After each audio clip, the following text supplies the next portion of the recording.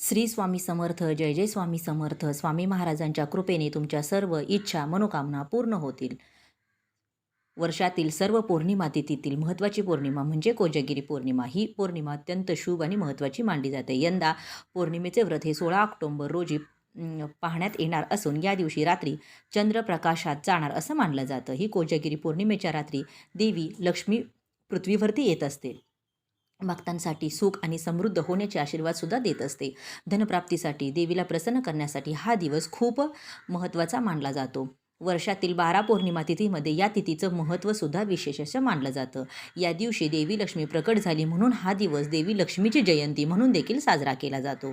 या दिवशी माता लक्ष्मी ही आनंदी असते. चंद्र प्रकाशाला भेटायला येते.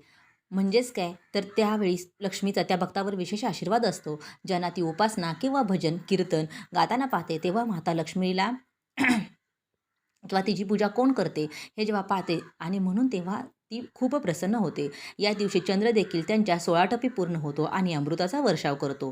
चंद्राच्या किरणामुळे आपण जे काही खिरीचं सेवन करतो त्यामुळं देवीची लक्ष्मीची कृपा आपल्यावर होते. आता या दिवशी आपल्याला काही उपाय किंवा काही सेवा करायच्या आहेत.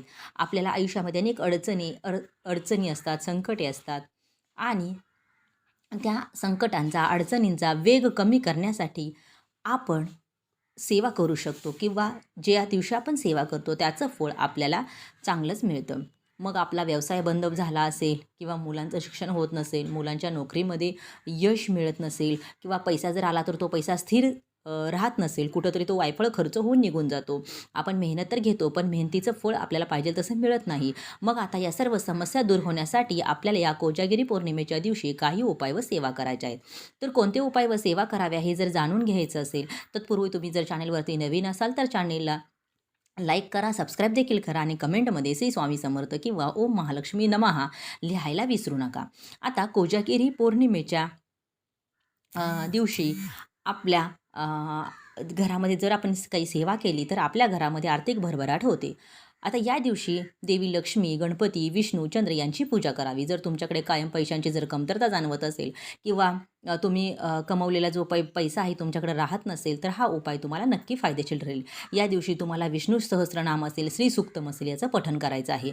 यामुळे सर्व अडथळे दूर होतील. त्याच्यानंतर रात्री चंद्राची कुबेर देवताची पूजा करायची आहे. घरात पैशांची कायम आवक राहील, घरात श्रीमंती येईल अशी मान्यता आहे. आता आपल्या घरामध्ये असं एखादी व्यक्ती असतो की तो सतत सारखं आजारी पडत असो, मग लहान बाल असेल किंवा आपल्या घरातील एखादी वृद्ध व्यक्ती असेल, सतत आजारपण चालू असेल तर आपल्याला या कोजागिरी पौर्णिमेच्या दिवशी एक उपाय करायचा आहे. कोजागिरी पौर्णिमेच्या रात्री घराच्या अंगणात किंवा छतावर तुम्हाला चंद्राच्या प्रकाशामध्ये खीर तयार करायची आहे. रात्री चंद्राच्या प्रकाशात तुम्ही चांदीच्या एखाद्या भांड्यात ही खीर ठेवायची आहे. मग चांदीचं ताट असेल किंवा चांदीचा ग्लास असेल किंवा चांदीची वाटी असेल तर त्यात ही तुम्हाला खीर ठेवायची आहे. पण आपल्याला चांदीच्या भांड्यातच ही खीर ठेवायची आहे. यानंतर घरामध्ये जर एखादी व्यक्ती आजारी पडली असेल तर तिला ही खीर खायला द्यायची आहे. त्यामुळे त्या व्यक्तीला आधी जुना कोणताही आजार असेल तर तो बरा होतो अशी मान्यता आहे. तसेच आपण सर्वांनी जरी ही चांदीच्या भांड्यातली खीर जर खाल्ली किंवा ग्रहण केली तर आपल्याला देखील खूप म्हणजे खूप फलदायी ठरेल. मग रात्री तुम्ही 12 नंतर ही खीर बनवायची आहे. सकाळी 7:30च्या अगोदर तुम्ही ही खीर ग्रहण करायची आहे. यामुळे माता लक्ष्मीचा देखील आपल्याला आशीर्वाद प्राप्त होत असतो. या दिवशी आपण आपल्या मुलांचे देखील औक्षण करायचं आहे. घरातील आपली मुलगी असेल, मोठा मुलगा असेल तर त्यांचं औक्षण करायचं आहे. जर या दिवशी तुम्ही केलं तर घरामध्ये कायम शांती टिकून राहील. आता आपल्या घरामध्ये लहान मुलं असतात किंवा मोठी मुलं असतात, ते अभ्यास करतात पण त्यांना पाहिजे तसं मार्क्स मिळत नाहीत किंवा त्यांचं अभ्यासात काही जणांचं लक्ष लागत नाही. अनेक समस्या आपल्या मुलांच्या बाबतीत असतात किंवा काही मुलं आपलं ऐकत नाही, चिडचिड करतात, घरात भांडण करत राहतात. म्हणजेच काय तर त्यांचा स्वभाव थोडासा चिडचिडा झालेला असतो किंवा वाईट संगत लागलेली आहे. अशा अनेक समस्या जर तुम्हाला मुलांबाबत जर असतील तर आपल्याला या दिवशी मुलांवर एक वस्तू ओवाळून टाकायची आहे. कारण की मुलांना लहान असो किंवा मोठी मुलं असो, प्रत्येक मुलाला नजरबाधाही होत असते. घराची देखील नजरबाधा होते व घरातल्यांची देखील नजरबाधा होते, तसेच बाहेरच्यांची देखील नजरबाधा होत असते. तर तुम्ही हा उपाय मुलगा असेल किंवा मुलगी असेल तर कुणासाठीही करू शकता. यासाठी आपल्याला थोडेसे अ, तांदूळ घ्यायचे आहेत, ते शिजवायचे आहेत. यामध्ये मीठ अजिबात टाकायचं नाही.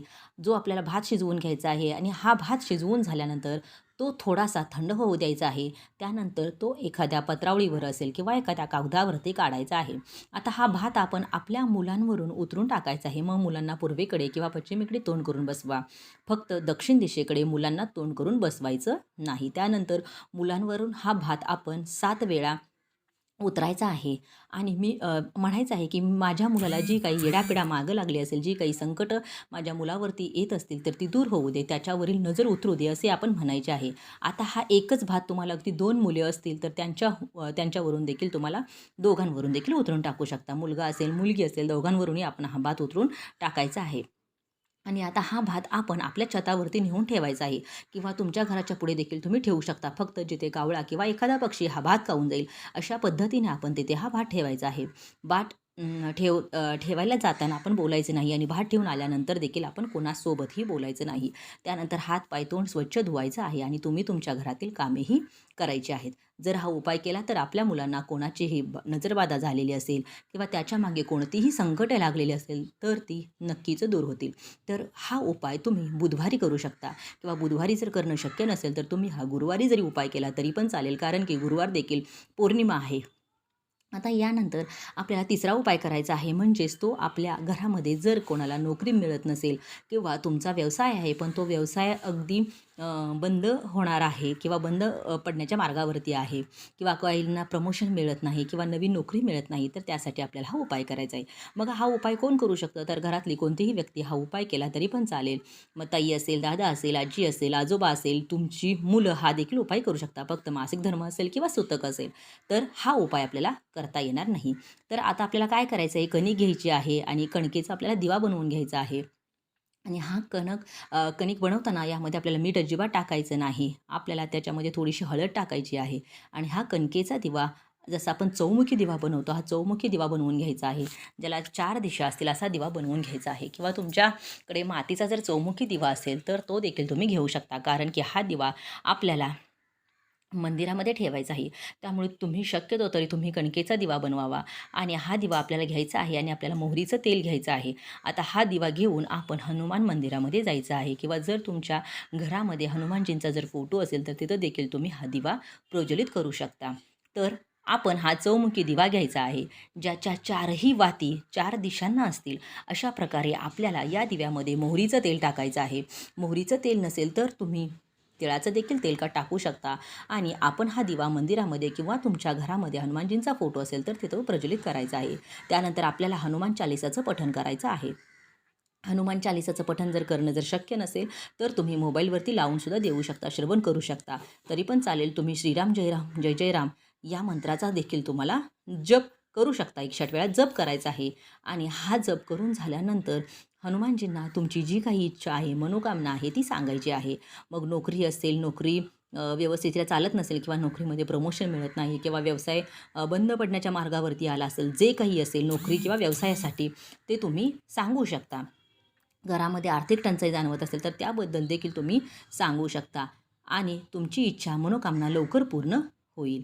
घरातील सर्व संकटे देखील बजरंगबली दूर करतील अशी मान्यता आहे. तुम्हाला जर हा व्हिडिओ आवडला असेल तर चॅनेलला लाईक करा, सबस्क्राईब करा आणि कमेंट बॉक्समध्ये श्री स्वामी समर्थ नक्की